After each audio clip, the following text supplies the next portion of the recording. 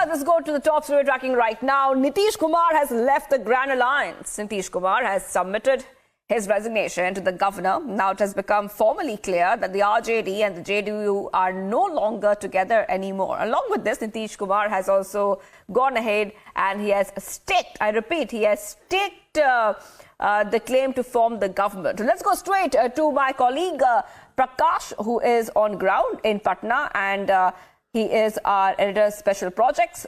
Prakash, I'm coming to you. Now, this is a very big update coming in. What has Nitish Kumar really said? Has he given a reason as to why he has quit the opposition, the India Alliance? And this is, of course, coming in as we have got it first on Republic TV. You have been saying this for the past few days, that Nitish will make such a move just ahead of the Lok Sabha elections.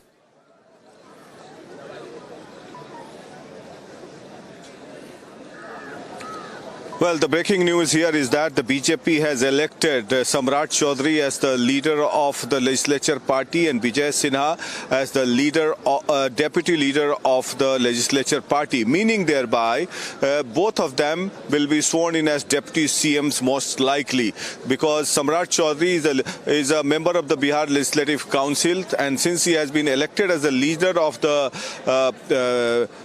legislature party of the BJP, he will be the first deputy CM, senior deputy CM, and second deputy CM will be Vijay Sinha. He belongs to the upper caste, whereas Samrat Chaudhary, who is the state president also, he belongs to the backward community called the Kuswaha community, which Nitish Kumar had forged an alliance of the Koiri, Kurmi, Love Kush formation. Now it is apparently clear now very soon we'll see BJP leaders making an entry into the CM house, and both of them will elect, the BJP leaders will, BJP and the JDU MLAs will elect Nitish Kumar as the leader of the NDA, and thereafter the letter of support will be given to the governor, Rajendra Vishwanath Aslekar, for the formation of a new government under the leadership of Nitish Kumar. So, new combination emerging as it was expected, that the same combination will continue, but Vijay Sinha, who was the speaker and because of whom differences emerged in the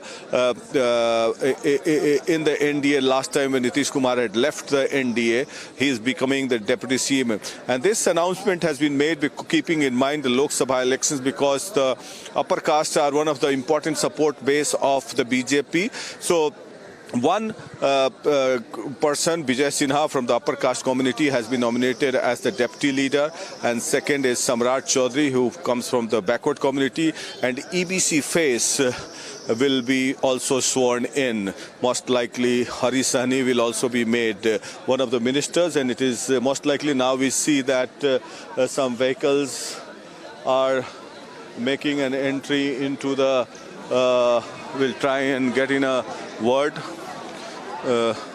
from someone who is making an entry into the CM house. We'll wait and watch. So the meeting between the BJP and the JDU MLAs will happen anytime soon.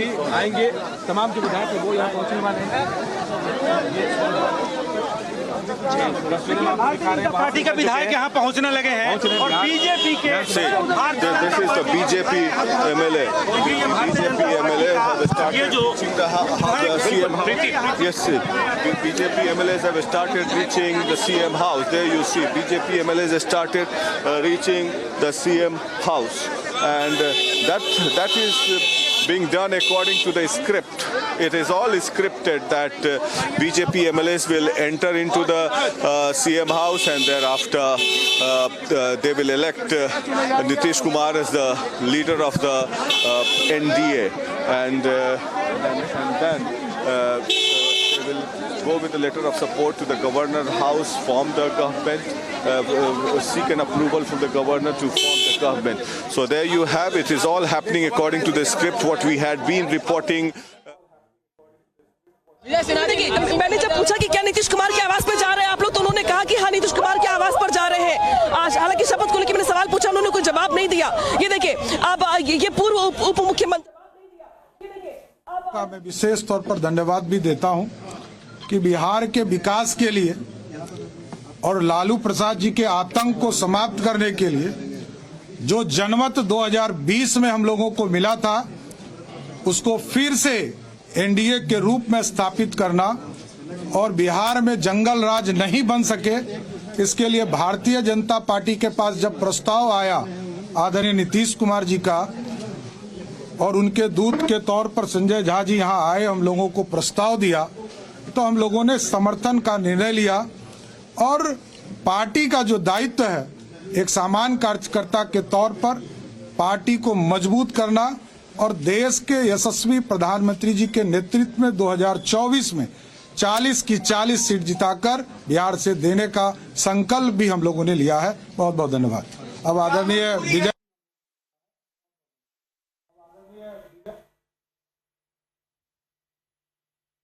सुन रहे थे, इसके पश्चात विधायक दल की बैठक हुई।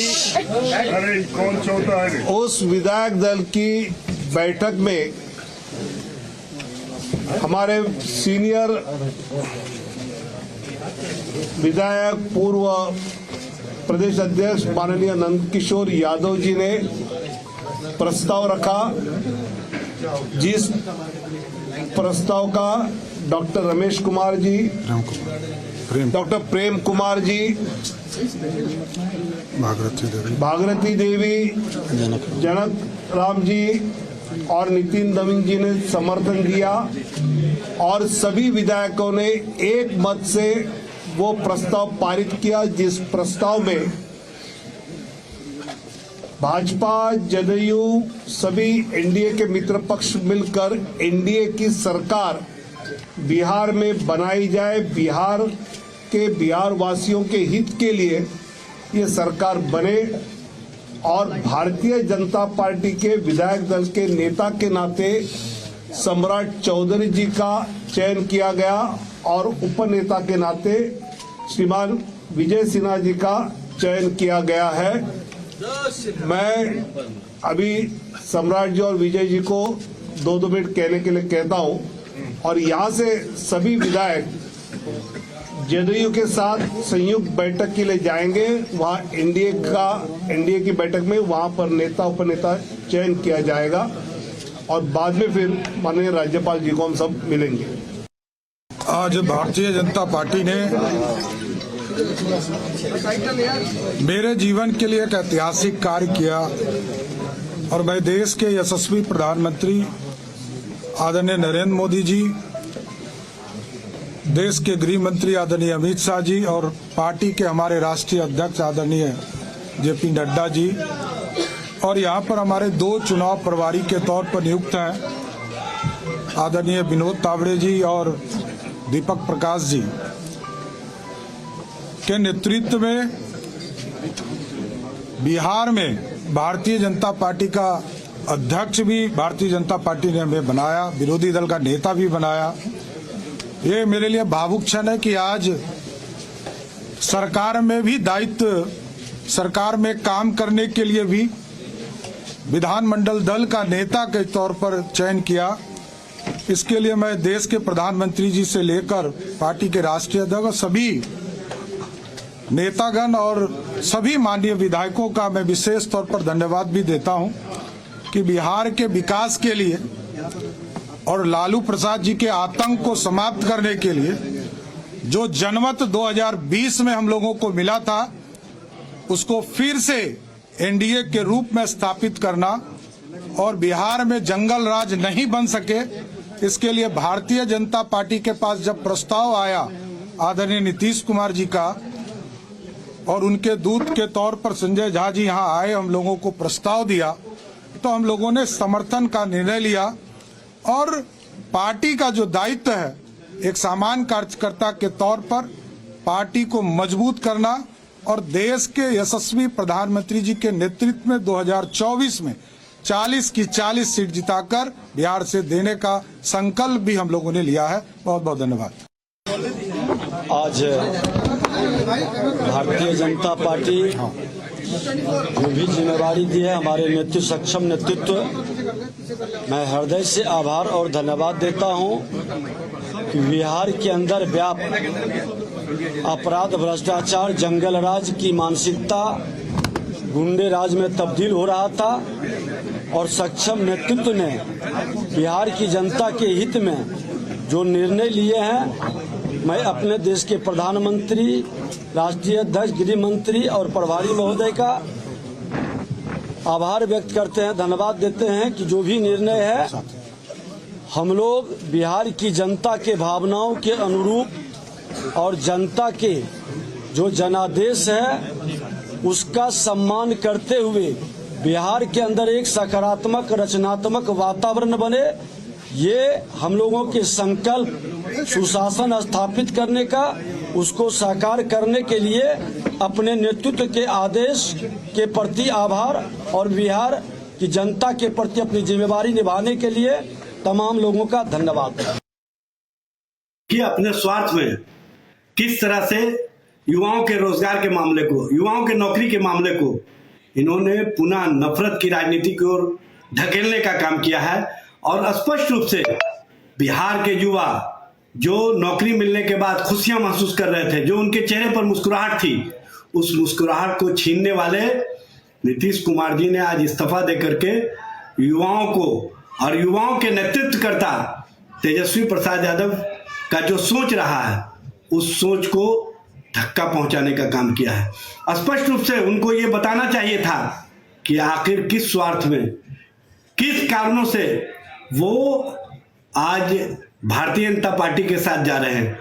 ठग और लोभी का जो गठबंधन तैयार हो रहा है, उनको सबसे पहले यह स्पष्ट करना चाहिए कि 9 अगस्त 2022 के पहले आपने स्वयं कहा था कि भारतीय जनता पार्टी हमारे अस्तित्व को समाप्त करना चाहती है, भारतीय जनता पार्टी हमारी पार्टी को तोड़ना चाहती है। हम सभी समाजवादी विचारधारा के लोग इकट्ठे होकर के उस शक्ति का मुकाबला करें जो नफरत फैलाने का काम कर रही है।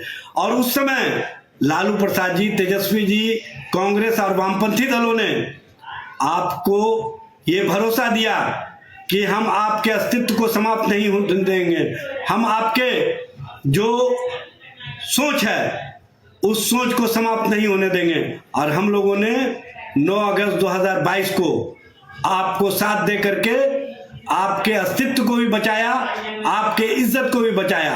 लेकिन आपने आज उसी पार्टी के हाथों अपने अस्तित्व को गिरवी रख दिया, अपने आप को अपने स्वार्थ में कहीं ना कहीं जो समाजवादी सोच है उसको गिरवी रखने का काम किया है। ये स्पष्ट रूप से दिख रहा है। नीतीश जी आपने इस्तीफा। And viewers, at the same time, what we are seeing right now is that Mallikarjun Kharge has reacted. He has commented on Nitish and he has said, if he chooses to leave, let him go. We will persist in our fight. Let's listen in. खैर जा रहे हैं, जाने दो, हम लड़ते रहे, पहले आप और हम मिलकर लड़ते रहे, हम लड़ेंगे, तो उसकी फिक्र आप छोड़ दो, हम बात करेंगे। उसीलिए हमने पहले ही हमको ये इत्तला मिली थी कि लालू जी से जब बात किया, तेजस्वी से जब बात किया था, उन्होंने बोल रहे थे कि हमको भी ऐसा संशय आ रहा है कि ये हमारे हाथ से चले जाएगा, तो इसीलिए हम और आप मिलके लड़ना है, लड़ेंगे। मैं फिर भी कोशिश करता हूं उनको अपने साथ रखने का।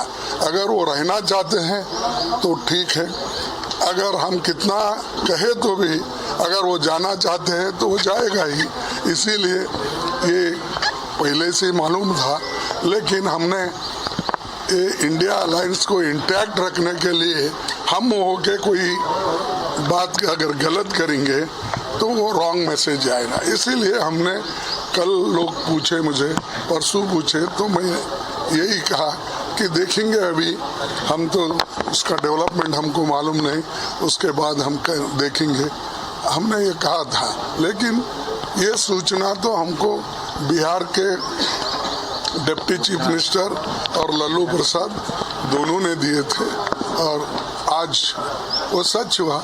ऐसे देश में तो बहुत से लोग हैं, आया राम गया राम, बहुत लोग।